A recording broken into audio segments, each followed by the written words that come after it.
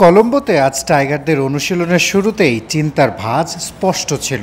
স্লিপে ফিল্ডিং করতে গিয়ে আঘাত পান ওপেনার সাদমান ইসলাম। দ্রুত মাঠ ত্যাগ করেন এই ওপেনার, সেবা নিতে থাকেন ফিজিওর।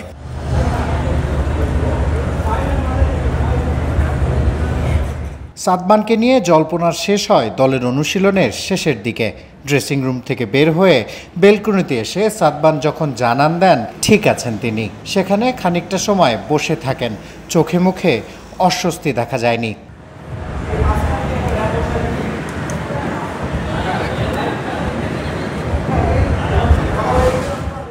টাইগার শিবিরে ইনজুরি নিয়ে বড় শঙ্কা কাটে আগেই।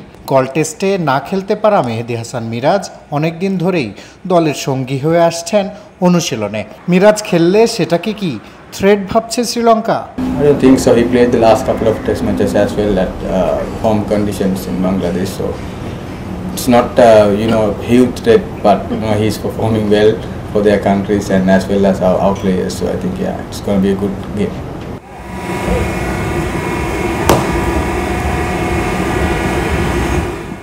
আগামীকাল ম্যাচকে সামনে রেখে আজ বোলিং ব্যাটিং দুই বিভাগেই অনুশীলন সেরেছেন মিরাজ। ব্যাটিং অনুশীলনে বেশ সাবলীল ছিলেন মিরাজ। তো তবে কলম্বো টেস্ট খেলছেনই নাকি? You assume that Miraz will be in the team for the second match, okay? Yeah, it will. He's number 12 around in the world right now, so it will add to the team on both bat and ball. But at the same time, we still have everyone else still has to do their job. We can't worry about Miraz coming back in. He will do what he has to do, but everybody else still has to do their job.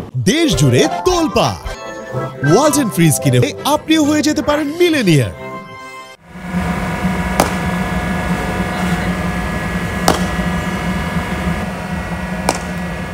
মিরাজের খেলা নিয়ে মজা করে উত্তর দিলেও অধিনায়ক নাজমুল হোসেন শান্তকে নিয়ে বলতে গিয়ে কোনো দ্বিধা ছিল না সিমন্সের। Chandra is fine. Chandra is fine. Just a little knock on his finger, tape it up and play. So skipper is fine.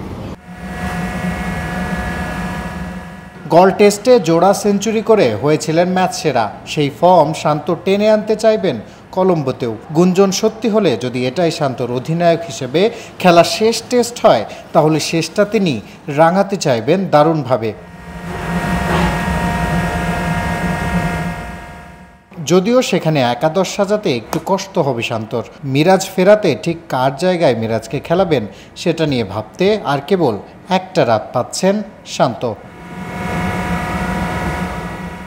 Shihab Ahsan Khan, cricket 97, Colombo, Sri Lanka.